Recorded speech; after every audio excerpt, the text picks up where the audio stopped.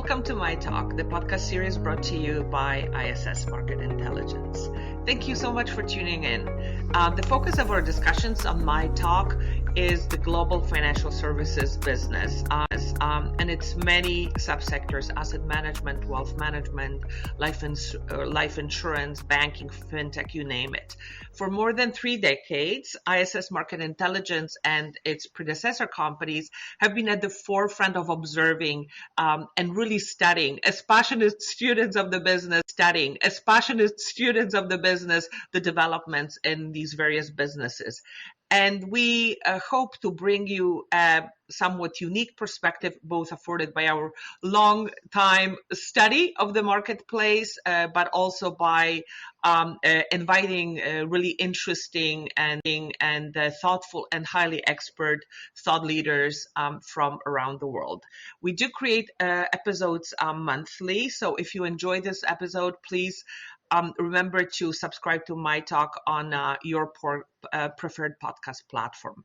My name is Goshka Folda. I'm your host and Global Intelligence.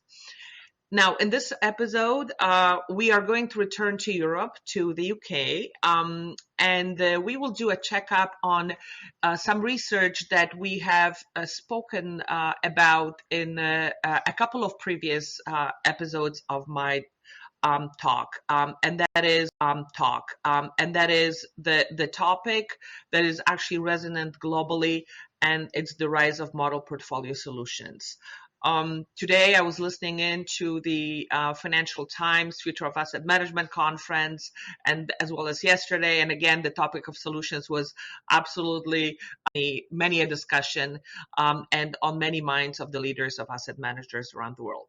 Now, I think that we have to understand that when we think about the model portfolio solutions, the format of the solution itself can differ depending on geography, the composition, whether it's funds or securities or both could differ. Who is the main architect of the solution could differ. But clearly, the fact remains that around the globe, the shift towards strategic asset allocation solutions has been on the ascendant for a while, and it appears to only just even accelerate as we speak. Now, not everywhere are we as lucky as in the UK, where our combination of vast amount of transactional data that we collect through some of our tools at ISS Market Intelligence, Financial Clarity being one of them, just launched Advisor Clarity, Advisor Marketplace. But we also, to marry with this data mine, gold mine of data, if you will, we have a dynamic duo of researchers, data miracle workers, who have helped build algorithms to better understand the growing importance of model portfolio driver of fund sales in the UK. So enter our dynamic duo, with whom you have met on this podcast previously, Mark Hamper, who is head of client data strategy at the MI Global Distribution Intelligence. Welcome, Mark. And Ben Reed-Hurwitz, EMEA Research Leader at ISS Market Intelligence. Both are joining me from London, and a warm welcome to you both. So let me just, I'm not going to do their bios. Listen to previous podcasts where I attempted my best to embarrass them with personal details, but let's now jump right into the MPS topic. So since the last report was released, how has your view of the model portfolio solution business evolved? Why don't we start with Mark? Thank you, Goshka. Well, I think firstly, before going any further, we really must take a moment to celebrate. I mean, as we know, FC, Financial Clarity, already has 90% of the UK retail market, and with its 13, 14 platforms. But these models, when we were looking for model data, these models were largely hidden. They need an awful lot of careful analysis, which we discussed last time, all the twists and turns. So the first edition was based on around about 70 twists and turns. So the first edition was based on around about 70% of the gross sales of that cohort. Well, our second edition, we're now over 90%. So, and that's really been achieved by, refining the forensics, lifting that lid on 12 now, because we were only doing, I think, not 12 of that 13. We can basically work out what's going on, either because we've refined the data or we've really just improved our models and got more and more granular. Now, obviously, this is what excites me, and I'd love to tell you, how we did it, but you never know who might be listening, so I'd probably best not. Anyway, so to answer your question, get deeper understanding of the likely decision process, obviously the who behind the investment decision, and the complexity of outsourcing, all of which Ben will pick up later because that's where the analysis comes in. But I think for me, the most fascinating data discovery was the true extent of the advisor models. You see, there are two steps. There are two steps to the forensic process. First of all, you identify if it is model behavior, and there's lots of ways of doing that. You can have a flag, or you can try and look out when people are always buying the same groups of funds. But I won't give away too much, obviously. But then the next thing is you assign the DFM name. Now, this is already difficult enough. Many of the platforms do give you a name and you can work it out, and that's what we've used for most of the cases. But in many other cases, you've got no name. And we were trying to work out, is there a particular set of funds, could be, some model. We know it's a model, but we just don't know who's behind it. And a significant chunk of this, we couldn't link to any known DFM. And we thought it was just a data quality issue. But we now realize that it wasn't. A bit like that horrendous iceberg lurking below the surface. It's a huge amount of business. These were just run by one advisor, one firm, maybe a couple of firms, and it's been going on for years, we reckon, just below the surface. And that obviously was the extent of that. When you start out thinking, I haven't got a good system here, I've made a mistake. And then you realize, well, actually, no. Yes. So, but anyway, Ben will pick up on that. So I think I've probably said my piece. Over to you, Ben. What did you see? Well, I think it's the perfect jumping off point, Mark. And just to reiterate what Mark's talking about, our research, our focus is on who is making the decision, who is selecting the funds. And that really comes down to where is portfolio construction, where is the asset allocation decision located. So that continues to be our focus. And basically, the more we do the research, more we found it's actually quite an interesting story. More needs to be uncovered, but this is what people are asking. To simplify it, our clients are still asking us essentially, who do I call and what do I call them about? And that's really what this research is about. It's where it started, because what we've realized is UK financial advisor channel, they might be behind 50% of the gross sales of the channel. So it's extremely important to understand, well, who's behind those decisions? And as Mark points out, we've discovered it's a little more complicated than just who is the model provider,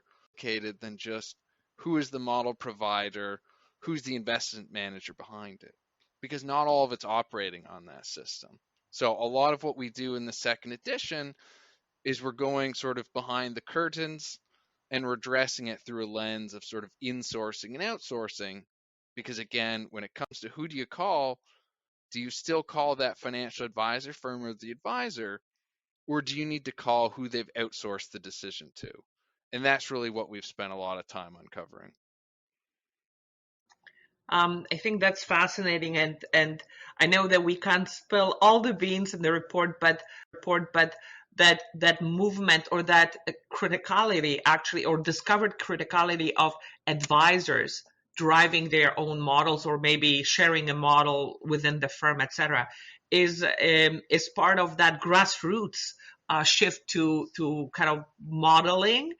But yet, because as you pointed out, there's no kind of DFM of record, there's not program of record. I think that that's an absolutely critical point, because that goes to, it is likely that as an asset manager, you have to both influence the model runner, if such exists, but also individual advisors or advisor groups who are still in a grassroots fashion putting together solutions.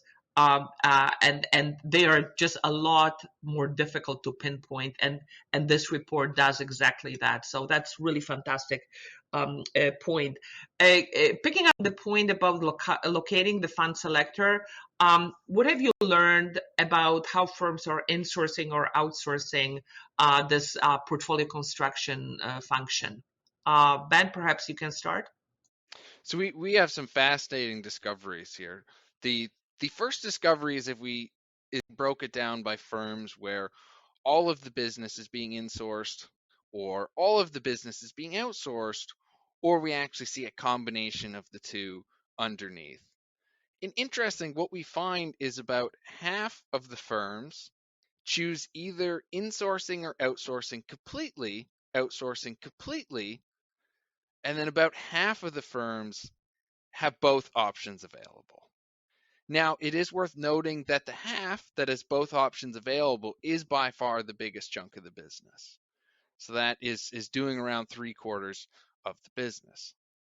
What's interesting though is if we look at those who've chosen to have both options on the shelf to sort of have that broader model capability within the firm, they tend to actually divide again, though, quite strongly to almost all the business is being outsourced, or almost all the business is being insourced. And I think how these dynamics develop is going to be very interesting. If we think about the economics, I think some of it makes sense. I mean, first of all, if we look at model portfolios, if it's either active or blended in their choice of 20 to 25 beeps on assets, that's the revenue line for being the fund selector and the asset allocator. I mean, in today's age where there's significant cost pressure, I think that isn't an insignificant amount. So I think it's only natural we've seen many people try and retain that within either their business, because when it comes to insourcing, it gets a bit complicated. So this could either be the advisor, the IFA itself, or the IFA might be part of a broader wealth management group that sort of has a model provider. And this is sort of where consolidation comes in. But again, it's sort of keeping it within the family beefs. So I think there's a good reason many have gone this route. I think the interesting question, though, is if you can't build a sufficient internal book, will it still make sense to keep that program? Because even though models may not be as cost heavy as funds, there will ultimately be a cost in resources needed to sort of effectively run the models. So I am curious if we continue to see almost this, tail-ended structure to the market where firms that have had great success with their internal proposition essentially, keep the majority of their business through this internal option. And for those who haven't had the success or don't have the success quick enough, they essentially go to outsourcing the whole function because ultimately that's sort of going to be cost effective. So these are the type of insights we've started to uncover, really the insights that matter if you're a model provider out there or a fund manager, because again, they speak a lot to who you actually need to talk to when approaching different firms. Mark, comments? I know that you mentioned the forensics science. It seems very complicated to try to track down which models are representative of insourcing versus outsourcing. Can you talk a little bit about that? Well, yes, it's forensics, and I do love my forensics. So to take the analogy a little bit further, we're always hearing of these medical breakthroughs where, scientists talk of genetic markers. Well, you can apply that concept to MPS. If you think of it this way, there are roughly, in the UK anyway, 4,000 funds. And typically 10%, 400 or so, are used in around about 60 to 70% of all portfolios. So, and no surprise who they are. They're the big names. I won't mention who. But, like the human genome, amongst this swathe of common predictable components, there are outliers. The unusual fund choices around the edges, like a stray who is behind an investment decision. Now, this is important because it shows there are always opportunities out there for the smaller boutique fund managers, those who can pitch a niche but relevant story that captures the market zeitgeist or resonates within a given fund selector. And this, for me, was the fascinating bit again, because obviously we see many quite pedestrian portfolios out there, and everyone wants to add a little bit of sparkle. And the thing is, they, generally speaking, always add the same sparkle. So that's one way of doing it. But again, you say, mustn't give away. That makes good sense. And, who would have thought that we would be talking about genetic markers and straight fingerprints when talking about fund business? But here we are. This is the age of the power, harnessing the power of the data. So I think, Mark, you touched briefly on the topic of, really pinpointing specific opportunities, for example, even for boutique managers. Ben, I know you have a comment about that. Yeah, point about sort of the markers and what that actually means for you as a fund manager, because I think there is ample opportunity for boutique managers, particularly if ESG sort of gains steam.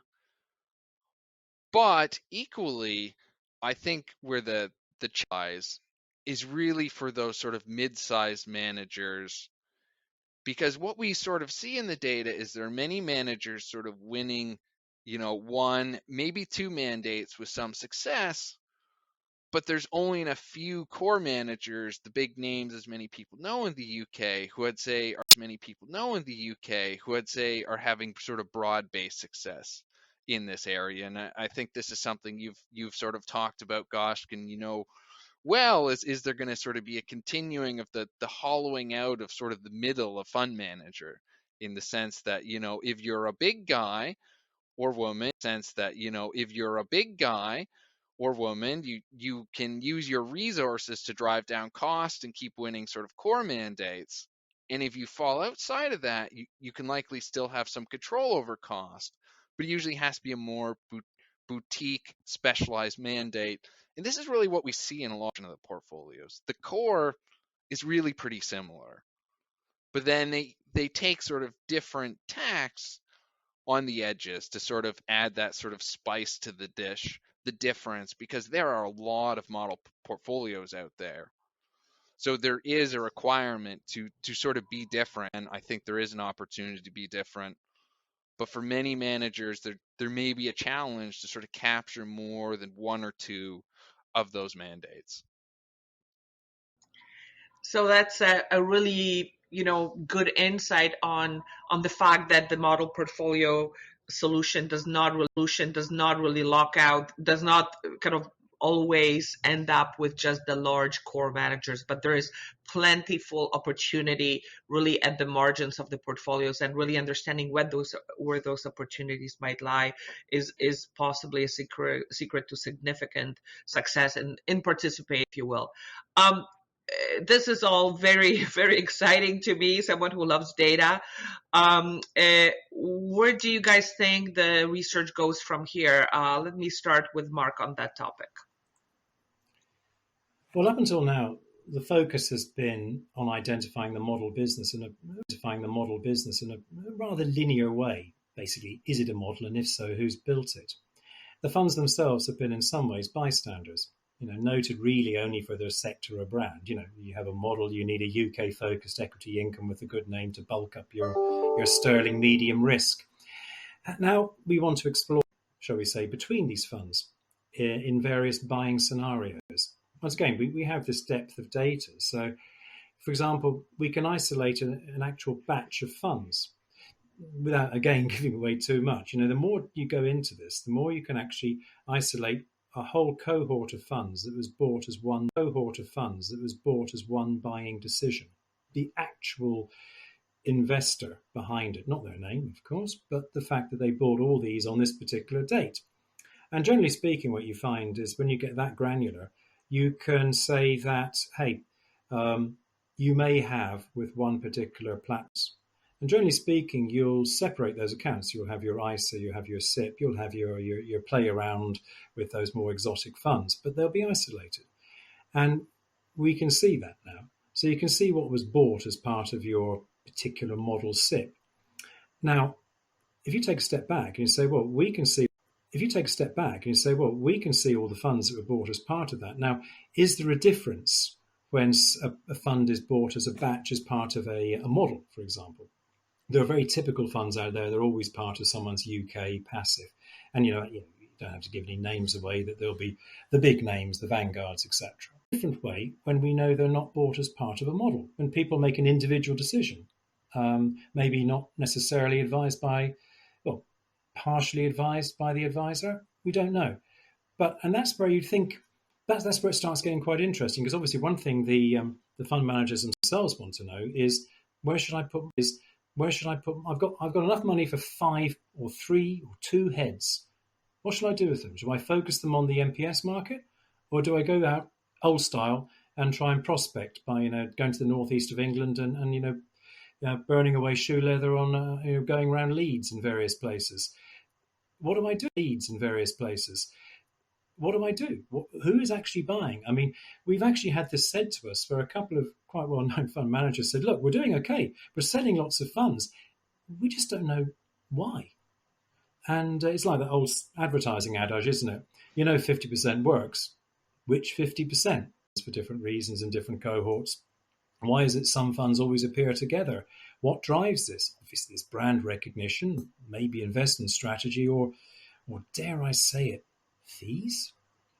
Anyway, let's not be cynical. So, Benjamin, I'm sure you have some other ideas.